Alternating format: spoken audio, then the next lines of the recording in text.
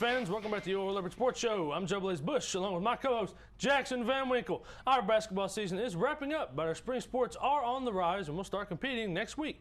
Now, Jackson, how did our Lady Leopards compete in their regional tournament debut?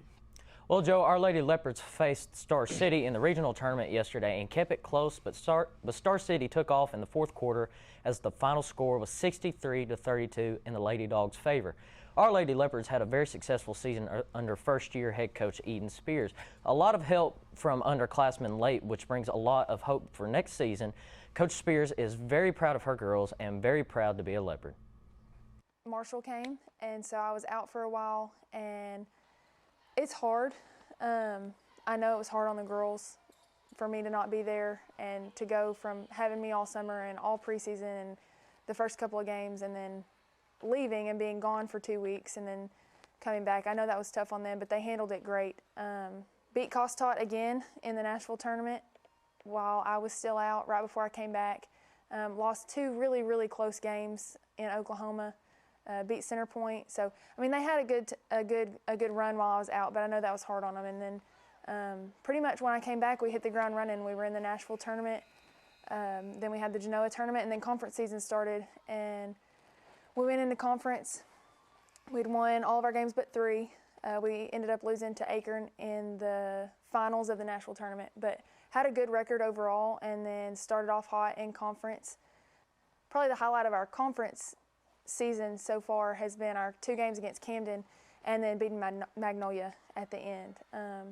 That win against Magnolia, our second time around, and then the second win against Camden, that's what punched our ticket for regionals. Our Leopards wrapped up their season in Ashdown last week. The Leopards kept it close, but as the fourth quarter went on and as the refs continued to let stuff get way out of hand, our Leopards were defeated 69-48. They finished their season with a record of 5-19. Some key points of the season are when the boys got the third at the Genoa Central Christmas Classic, Nathan Patterson's buzzer beater for the game in week 2, and beating the Mineral Springs Hornets in overtime. Coach Logan Lindley is going to miss his seniors, but is looking forward to what the new underclassmen have to offer. Okay, yes. Well, our kids played hard. They played with pride. They fought to the very end, and that's all you can ask as a coach. Super, super proud of our senior class. They, stuck with it, gave it their all, and I'm super, super proud of them. What I'm looking for kind of going forward in the future is our young guys getting in the – first off, they need to go play other sports. But when I get them back in the summer, we need to get in the weight room. We need to get stronger. But we have a good young group coming up that's going to be able to mix with our young players that played a lot this season. And I'm excited. The future's bright for D Queen boys basketball. I mean, I'm excited to get those 9th graders up there and get them competing and seeing what they can do at the high school level. And, I'm excited. It's going to be fun. Our Leopard soccer team will start their season off in El Dorado tomorrow night with the girls starting at 5 and the boys following shortly after. Head coach Stephen Sloan is very excited as this sport is starting back up. Yeah, we're super excited. I'm glad to get started, after 3 months of practice, and, it's always good to see where you're at and then make adjustments as you go along. Expecting big things, excited for the girls, excited for the boys. I think we could have a really good season, and so, expectations are high, and we're hopeful that things go well. Well, that's always kind of a goal, where the soccer program is with the boys. We'd like to get the girls to where they're expecting those kind of results every year, pushing them, we want them to go as far as they can, dream big and try to achieve those goals and dreams. And I think we'll have a chance to make a run at it, just like a lot of other teams, but hopefully we'll have a chance there at the end of the year to make a run at it, and we're excited for that opportunity. And now, ladies and gentlemen, it is time for the sport played on the diamond. Baseball and softball started up earlier this week with our Leopards defeating Waldron in their annual benefit game 7-2. And our Lady Leopards will start their season Saturday taking on the Prescott Curly Wolves here in D Queen. We recently spoke with Leopards coach Ethan Crocker and Lady Leopards coach Chad Lights about the upcoming season. We got a lot of new faces, new positions, some new pitchers coming in, good freshmen, moving some people around defensively from what we had last year, but I'm excited about it. I think we're going to be really good. I think we're going to be good at pitching, good defensively.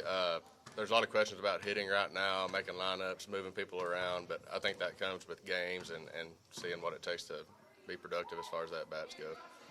The one thing that I'm looking for out of this team is to be competitive.